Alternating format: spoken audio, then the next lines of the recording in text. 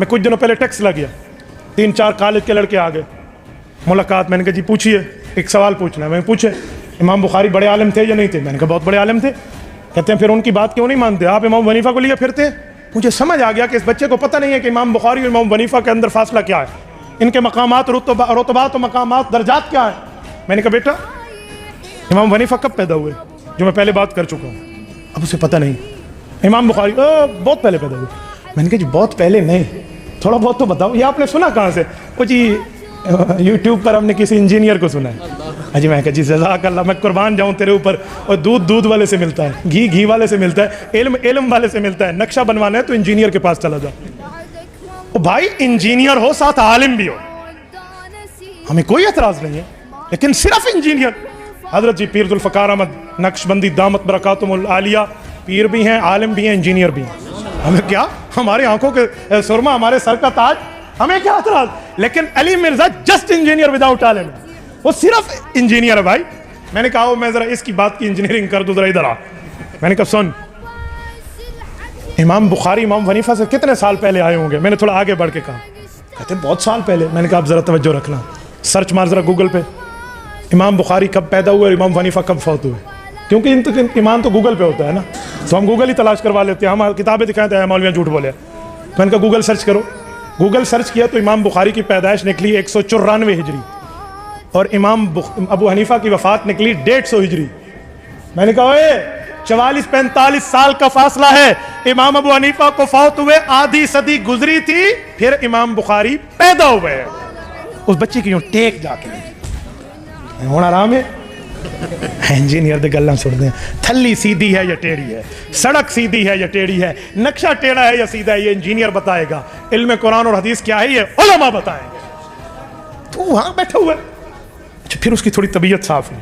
कहते अच्छा इमाम हनीफा रहमतुल्लाह इतने पुराने बंदे हैं? मैंने कहा एक मिनट, अभी मैंने गोली दिखाई है, गोली खिलाई नहीं है, तवज्जो रखना। कहते जी ठीक है। मैंने कहा इमाम बुखारी रहमतुल्लाह इमाम हनीफा का मुखालिफ नहीं था, वो तो सही बुखारी में इमाम बुखारी रहमतुल्लाह उन रिवायतों को लाए हैं जिनमें इमाम अबू हनीफा के शागिर्द इनके उस्ताद और दादा उस्ताद बनते हैं। कहते अच्छा इमाम बुखारी इमाम हनीफा के शागिर्दों से रिवायत लाए? मैंने कहा जी हाँ। कोई एग्जाम्पल? मैंने कहा कोई दूसरी एग्जाम्पल दूंगा तो भूल जाएगी, बुखारी की पहली हदीस पे आ जाए।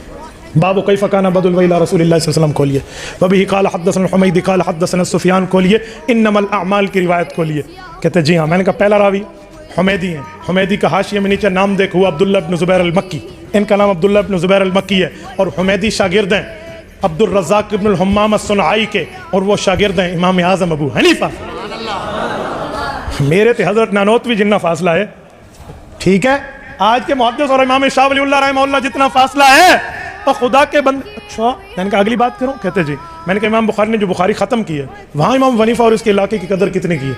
अच्छा वो कैसे? मैंने कहा खोलिए सही बुखारी का आखिरी बाब, किताबुत तौहीद व रद्द अलल जहमिया, बाब नंबर 93 आखिरी खोलिए, बाब वनज़उल मवाज़ीन अल क़िस्त लियौमिल क़ियामा व अन्न अमाल बनी आदम व क़ौलुहुम यूज़न, ये बाब खोलिए, आखिरी रिवायत देखिए। इमाम बुखारी 5 उम्मती छठे अल्लाह के रसूल का वास्ता लाए हैं। वबिही क़ाल हद्दसना अहमद इब्न अशकाबिन क़ाल हद्दसना मुहम्मद इब्न फ़ुज़ैलिन अन उम्मारत इब्न अल-क़अक़ाई अन अबी ज़ुरअत अन अबी हुरैरा रज़ियल्लाहु तआला अन्हु व अन्हुम। एक सहाबी हैं, 4 जो हैं बाकी उम्मतें हैं। ये जो 4 उम्मती हैं ये कहाँ के रहने वाले थे? इमाम बुखारी यही रिवायत आखिरी क्यों लाए हैं, किसी और को लाते? इमाम अहमद इब्न अशकाब, मोहम्मद इब्न फ़ुज़ैल, उम्मारत इब्न अल-क़अक़ा, अबू ज़ुरअ जिनका असल नाम हरीम है, ये कहाँ के थे?